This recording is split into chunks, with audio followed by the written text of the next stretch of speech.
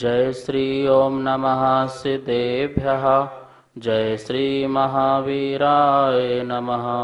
जय श्री परम्पराचार्य गुरुवे नमः। जय श्री उमा स्वामी गुरुवे नमः। जय श्री शांति सागर गुरुवे नमः। जय श्री विद्यानंद गुरुवे नमः। मोक्ष मार्गस्य नेतारं भेतारं कर्म भूभृतां ज्ञातारं विश्वतत्त्वानां वन्दे तद्गुणलब्धये। मङ्गलं भगवान् वीरो मङ्गलं गौतमो गणी मङ्गलं कुन्दकुन्दार्यो जैन धर्मोस्तु मंगलम। हम सभी लोग तत्वार्थ में 8वां अध्याय पढ़ रहे थे, जो बंध तत्व अधिकार है। इसमें हम लोग नाम कर्म की जो प्रगतियां हैं उनकी यहाँ पर चर्चा कर रहे थे। कल हम सब लोगों ने देखा था कि जो संस्थान हैं वो 6 प्रकार के होते हैं। उनमें से जो हुंडक संस्थान जिसकी चर्चा कल चल रही थी, हुंडक संस्थान का मतलब होता है जो विषम संस्थान हो, जो बिल्कुल बिखरा हुआ संस्थान हो, आकार हो। जैसे पर्वत में पत्थरों के ढेर लगे होते हैं, ऐसे ही जो शरीर का संस्थान मतलब आकार हो उसे हुंडक संस्थान कहते हैं। यह हुंडक संस्थान जो है, जो पीछे के 5 संस्थान और ले लें तो उनके सबके मिलने से एक जो आकार बनता है उसे हुंडक संस्थान कहते हैं। ये हुंडक संस्थान जो है वो 31 प्रकार से बन जाता है। 31 प्रकार से कैसे बनता है तो इसकी अपन द्विसंयोगी, त्रिसंयोगी, चतुर्संयोगी, पंच संयोगी और 6 संयोगी ऐसे भंग बना लेंगे तो यह हुंडक संस्थान 31 प्रकार का बन जाता है। जैसे 2 संस्थान को मिलाकर के एक संस्थान बन जाना, 3 संस्थान को मिलाकर के 1 बन जाना, 4 संस्थान को मिलाकर के 1 बन जाना, 5 को मिला के 1 बन जाना और 6 को मिलाकर के 1 आकार बन जाना।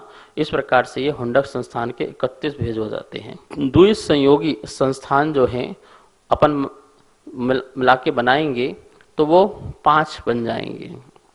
त्रिसंयोगी संस्थान अपन मिला के बनाएंगे तो वो 10 बन जाएंगे और 4 संयोगी संस्थान मिलाएंगे तो वह भी 10 बन जाएंगे।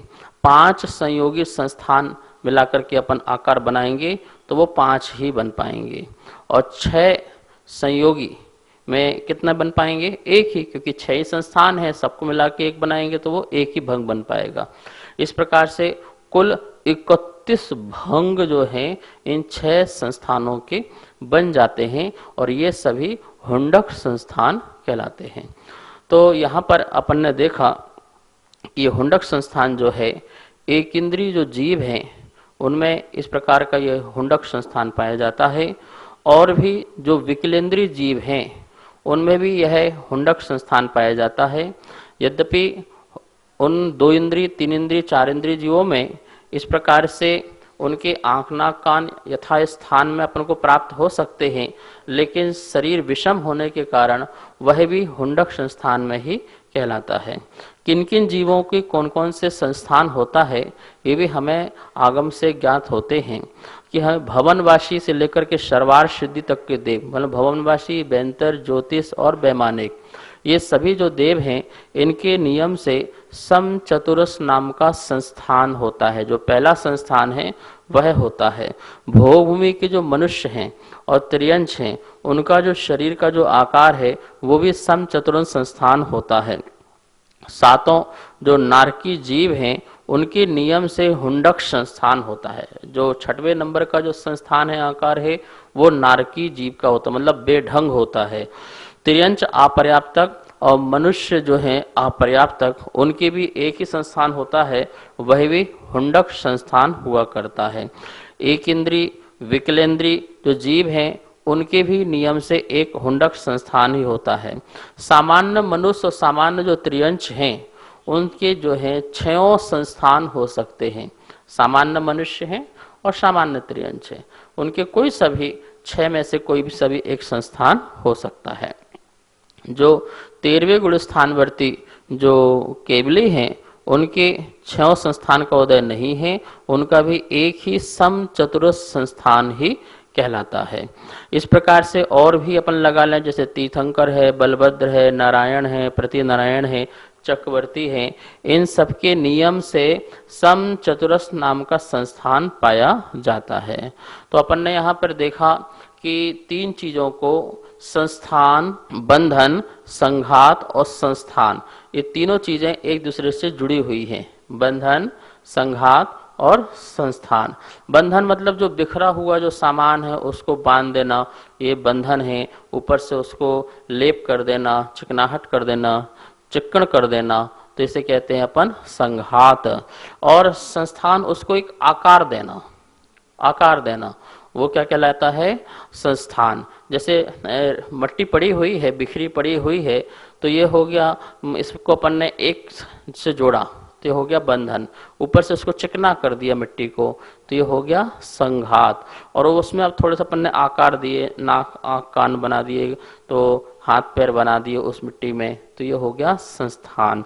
तो ये तीनों जो चीजें हैं, बंधन, संस्थान और संघात और संस्थान, ये तीनों के लिए आचार्य भगवान जो है उदाहरण देते हैं कि जैसे लकड़ियां हैं, तो लकड़ियां बिखरी पड़ी हुई हैं, तो वो लकड़ियों को अपन ने बांध दिया तो ये बंधन हो गया। और उसको यदि अपन ने कुछ चिकनाहट से उसको पूरा एक सा कर दिया तो वो क्या हो गया? संघात हो गया। और उसमें कोई अपन ने आकार दे दिए तो ये हो गया संस्थान। इस प्रकार से ये है सूत्र जो अपन 11वां नंबर का सूत्र पढ़ रहे थे। आपको ये सूत्र अच्छी तरह से पढ़ने में आ गया होगा, फिर भी एक बार पढ़ सकते हैं मेरे साथ। आपकी जिनमाड़ी में ये सूत्र दिया हो, गति, जाति, शरीरांगोपांग, निर्माण, बंधन, संघात, संस्थान, सहनन, स्पर्श, रस, गंध, वर्णानुपूर्वा, गुरु लघुपघाता, पर लघुपघात, परघाता, तपोद्योतोक्षवास, विहायो गतिहा, प्रत्येक, शरीर, त्रस, सुभग, सुस्वर, शुभ, सूक्ष्म, पर्याप्ति, स्थरादे, यशः, कीर्ति, सेतराणी, तीर्थ करत्वम च। ये सूत्र है। इसे अपन ने गति, जाति, शरीर, अंगोपांग, निर्माण, बंधन, संघात और संस्थान, यहाँ तक अपन ने पढ़ा। अब देखते हैं आज सहनन। सहनन जो है वो किसको कहते हैं? हड्डियों की उत्पत्ति को, हड्डियों की निष्पत्ति को सहनन कहते हैं। मतलब जिस कर्म के उदय से हड्डियां, अस्थि, पंजर और ये बेष्टन, कील, ये उत्पत्ति होती है, उसे सहनन कहते हैं। ठीक है, समझ में आ गया ना? जो अस्थियों का जाल है, जो स्नायु हैं, और जिस प्रकार से और भी जो चीजें हैं, इसकी धातुएं, उपधातुएं हैं, उन सब की जिससे उत्पत्ति होती हो उसको क्या कहते हैं? सहनन कहते हैं। तो सहनन की परिभाषा आपको समझ में आ गई होगी। 2 प्रकार समझेंगे, जिससे हड्डियों की उत्पत्ति होती है उसे भी संघनन कहते हैं, और जिसके उदय से हड्डियों में बंध विशेषता पाई जाए, मतलब संधियों में बंध की विशेषता पाई जाती है, उसे भी संघनन कहते हैं। ऐसे संघनन जो हैं वो 6 प्रकार के होते हैं। ठीक है, अपनी कॉपी में नोट कर सकते हैं 6 प्रकार के संघनन कौन कौन से होते हैं। पहला, वज्र वृषभ नाराज संघनन। वज्र वृषभ नाराज संघनन, वज्र नाराज संघनन। तीसरा, नाराज संघनन। चौथा, अर्ध नाराज संघनन। 5वां, कीलक संघनन। और 6वां, असंप्राप्ता श्री पाटिका संघनन। ये 6 संघनन होते हैं। देखिए यहाँ लिखा हुआ है संघनन नाम कर्म, हड्डियों के बंधन में विशेषता हो उसे संघनन नाम कर्म कहते हैं। यहाँ 6 प्रकार के संघनन के नाम लिखे हुए हैं और उनकी संक्षेप में परिभाषाएं भी लिखी हुई हैं। क्या लिखा हुआ है? वज्र वृषभ नाराज संघनन। वज्र के हाड़, वेष्टन व कीलियां हों, तीन चीज, वज्र की हड्डियां, वज्र की वेष्टन स्नायु और वज्र की कीलियां, जो एक दूसरे को जोड़ करके कीलियां फंसी हों, वो वज्र की हों। तीनों चीजों वज्र की हों, वह वज्र वृषभ नाराज संगनन कहलाता है। दूसरा शरीर का परिभाषा लिखी हुई है, जहां वज्र की हाड़ हो और कीली हो, क्या हो, पर जो वेष्टन है, स्नायु है, वो वज्र की ना हो। वज्र की हाड़ मतलब हड्डियां और वज्र की जो कीलियां हैं, जो एक दूसरे को फंसा के रखने वाली हैं, वो कैसी हो, वह वज्र की हो, पर वेष्टन वज्र का ना हो, उसे वज्र नाराज संगनन कहते हैं। तीसरा है नाराज संगनन है, वज्र रहित कीलित हड्डियों की संधि हो, वज्र रहित हो, इसमें वज्र नहीं है, वज्र की कीलियां नहीं हैं, वज्र का वेष्टन भी नहीं है, ऐसी हड्डियों की संधियां हों, उसे क्या कहते हैं, नाराज संगनन कहते हैं। चौथे नंबर में लिखा है अर्ध नाराज, जहां हड्डियों की संधि अर्ध कीलित हो। कैसे हो, अर्ध कीलित मतलब ऊपर से फंसी हो, एक तरफ से फंसी हो, दूसरी तरफ से न फंसी हो, उसे अर्ध कीलित कहते हैं। जैसे कि बोलते ये है, अब इसमें से एक तरफ से फंसी हो, दूसरे तरफ से ना फंसी हो, ठीक है ना, मतलब नट डाल दिया, अपन ने एक डाल दिया, उसमें नट ना कसा हो, तो इस प्रकार से एक तरफ से तो फंसी हो और एक तरफ से ना फंसी हो, अर्ध कीलित हो, ऐसा जो संगनन है वो अर्ध नाराज संगनन कहलाता है। पांचवें नंबर में लिखा है कीलक संगनन, हड्डियां परस्पर कीलित हों, कील नहीं है, कील है नहीं, बस ऐसा गड्ढा सा है और ये हड्डी जाकर के इसमें फंस गई बस, ठीक है ना। तो इस प्रकार से जो हड्डियां परस्पर में फंसी हों और सामान्य वेष्टन हो, तो उसे कहेंगे कीलक संघनन। छठवां नंबर का संगनन है असंप्राप्ता श्री पाटिका संगनन, जहां पर जुदे जुदे हाड़ नसों से बंधे हों। अब ये फंसा भी नहीं है, अब ये ऐसा है, ठीक है, मतलब जैसे ये ऐसा है और ये ही इस प्रकार से इसमें नसें लिपटी हों। इस प्रकार से मान लो ये हड्डी है और ये हड्डी है, तो ये ऐसी है और इसको अपन ने जैसे रस्सी से बांध दिया हो, स्नायु से बंध गई हो, तो इस प्रकार जुदी जुदी हड्डी है, ये हड्डी जुदी है और ये है, तो इस प्रकार से ये कैसा हो गया, असंप्राप्ता श्री पाटिका संघनन। तो इस प्रकार से ये 6 संगननों की संक्षेप में परिभाषा हुई। पहला जो शरीर है वज्र वृषभ नाराज संघनन। अब देखिए इसमें एक एक शब्दों के अर्थ को समझो। वज्र का वृषभ हो, वज्र का नाराज हो, संघनन तो समझ में आ गया आपको, जो हड्डियों का समूह है वो शहनन है, हड्डियों का समूह को क्या बोलते हैं, शहनन। वो शहनन कैसा हो, वज्र के वेष्टन से वेष्टित हो और वज्र की कीलियों से कीलित हो।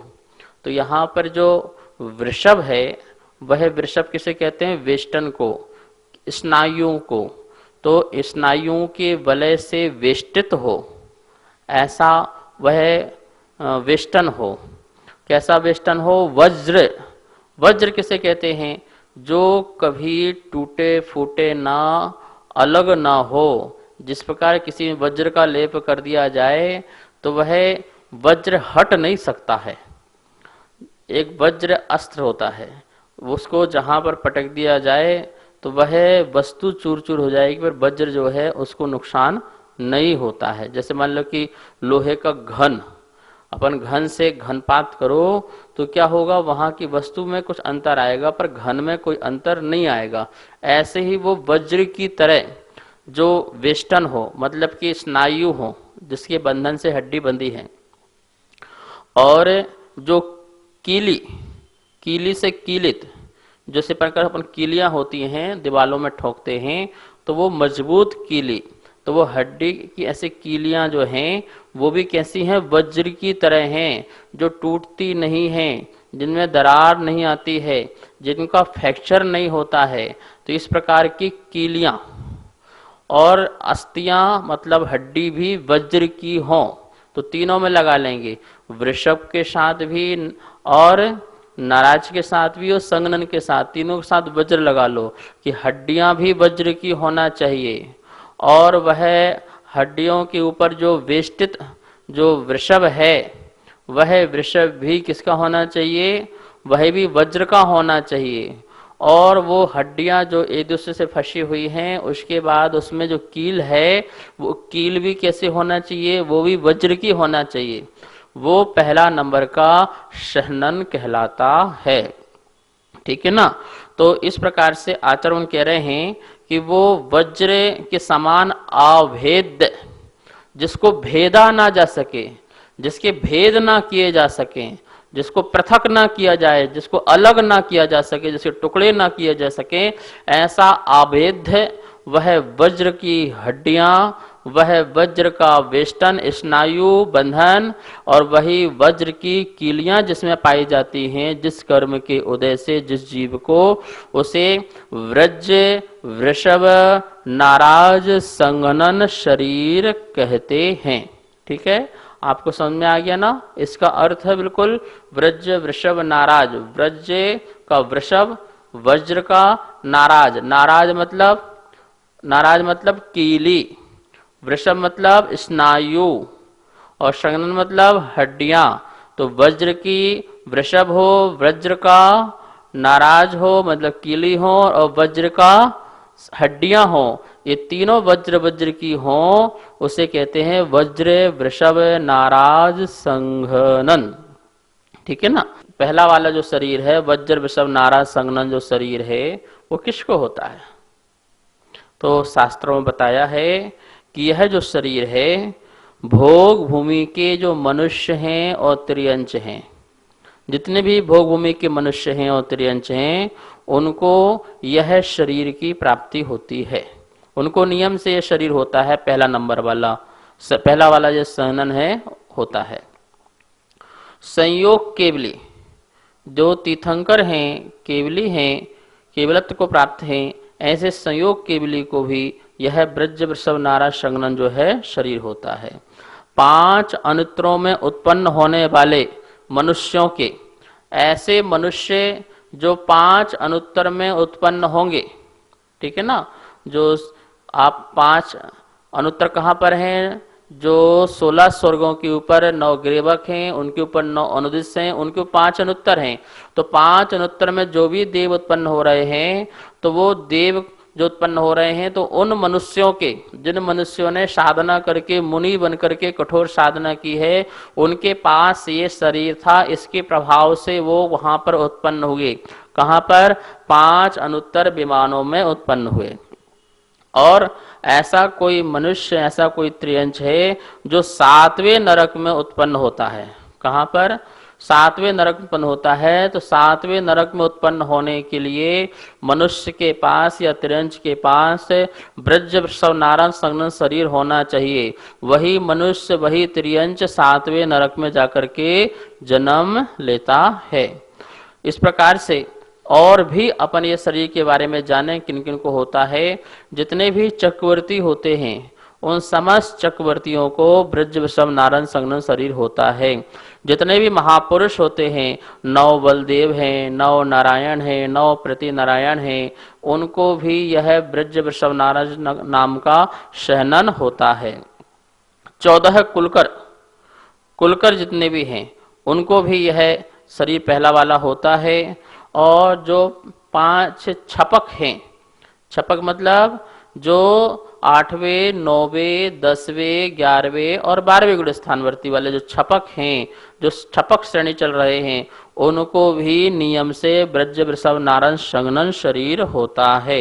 इस प्रकार से इतने जीवों को यह पहला नंबर वाला सहनन मतलब शक्ति, वज्र की हड्डियां, वज्र का वेष्टन और वज्र का क्या होता है, हड्डी, वज्र के कीलियां, इस प्रकार से ऐसा जिनका शरीर है, ये शरीर वाले जो हैं, ये संगनन वाले जो हैं, वही क्या कर सकते हैं, अधिक पाप भी कर सकते हैं, अधिक पुण्य भी कर सकते हैं और मोक्ष भी जा सकते हैं। देखिए, सातवें नरक करने के लिए इस सहनन के माध्यम से वो पाप करते हैं, और सर्वार सिद्धि पहुंचने के लिए इस शरीर के माध्यम से ही महामुनिराज बनकर के कठोर साधना कर लेते हैं, और मोक्ष जाने के लिए इसी शरीर के माध्यम से कठोर साधना शुद्धोपयोग कर्मों का क्षय करके वो मोक्ष भी प्राप्त कर लेते हैं। तो इस प्रकार से यह जो शरीर है यह अधोगति भी ले जा सकता है और ऊर्ध्व गति को भी ले जाता है। इस प्रकार का यह शरीर का उपयोग है। हमें यह शरीर की प्राप्ति होना जरूरी है। बिना इस शरीर के, मतलब बिना इस सहनन के, बिना इस संगनन के कोई भी जीव आज तक मोक्ष नहीं गया है, ना आगे कोई जाएगा। हमको पंचम काल में मोक्ष क्यों नहीं होता है? क्योंकि हमारा जो शरीर है वो वज्र वृषभ नाराज सहनन वाला शरीर नहीं है। इसलिए वर्तमान में हमें मुक्ति नहीं है, हमें मोक्ष नहीं है। इस सहनन के कारण से निर्विकल्पता आती है। इस सहनन के होने पर कठोर साधना करके कर्मों को खपाया जा सकता है। वीतरागता उत्कृष्ट रूप से प्रकट की जा सकती है। आत्मा निर्विकल्प रूप से साधना कर सकती है। अभी तो हम थोड़ा सा उपवास करते हैं तो पीड़ा होने लगती है, थोड़ा बैठते हैं 10 बार आसन बदलना पड़ता है, एक आसन में बैठ नहीं पाते हैं, पद्मासन नहीं लगा पाते हैं, खड़गासन नहीं रह पाते हैं। बाहुबली देखिए 12 महीने तक लगातार खड़े हुए, किस सहनन के प्रभाव से? इसी सहनन के प्रभाव से वो 12 महीने तक लग खड़े हुए हैं। आदिनाथ स्वामी 6 महीने तक निराहारी होकर के ध्यानस्थ रहे एक ही स्थान पर लगातार। हम 6 मिनट भी नहीं बैठ पाते हैं और वो 6 महीने तक लगातार, और बाहुबली 12 महीने तक लगातार। कितनी बड़ी बात है। ये प्रभाव किसका? इसमें सहनन जो है ब्रज वृषभ नारायण सहनन के कारण इतनी शक्ति शरीर में आती है कि वह आत्मा कठोर से कठोर साधना करके कर्मों का क्षय करके मोक्ष को प्राप्त कर लेती है। दूसरा संघनन है वज्र नाराज संघनन।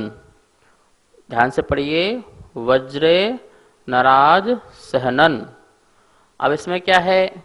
वज्र का नाराज हो, वज्र का सहनन हो। सहनन समझ में आ गया? हड्डियां, तो हड्डियां जो हैं वो वज्र की हों, और नाराज मतलब कीली, वो कीलियां भी कैसे हों?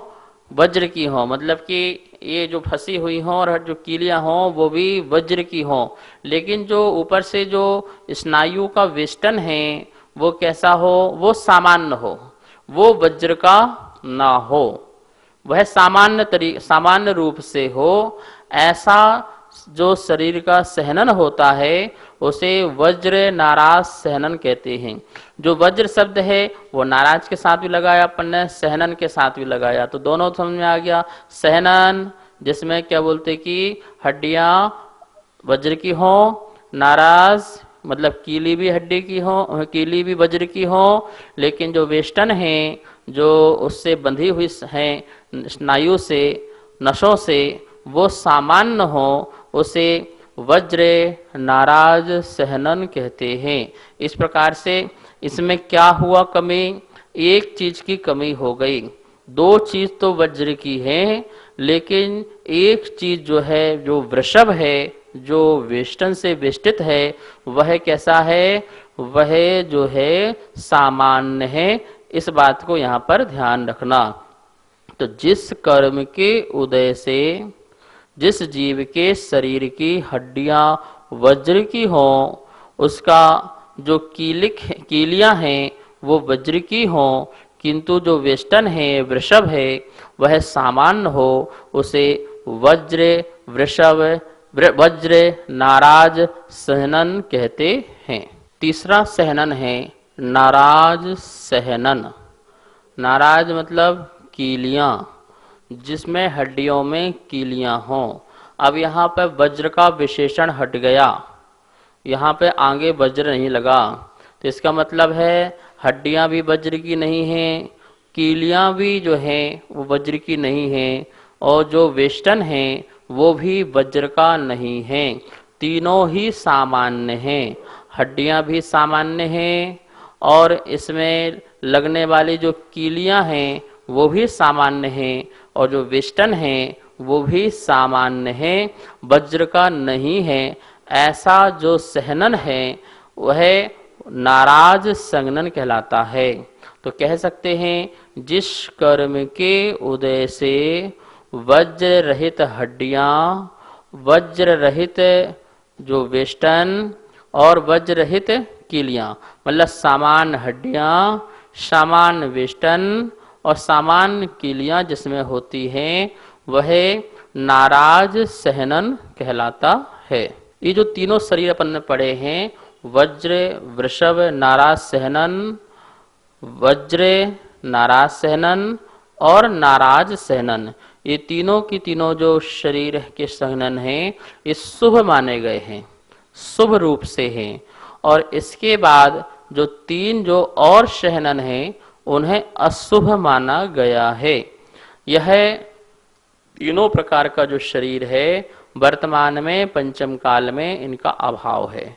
ये वर्तमान में पंचम काल में मनुष्य तिरंचों को नहीं होता है।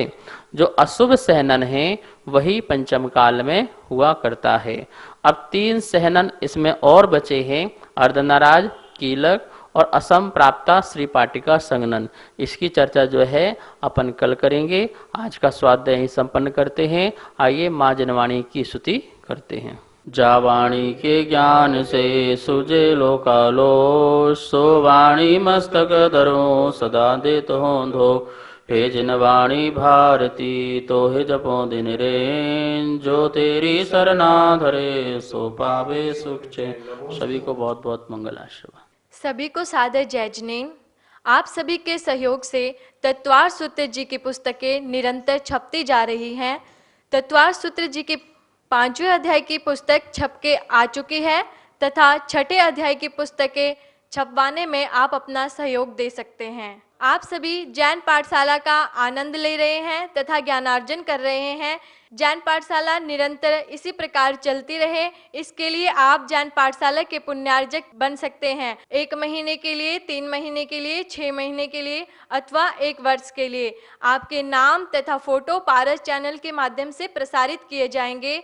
आप नीचे दिए गए नंबर पर संपर्क करें। जय जिनेन। मैं आरती जैन।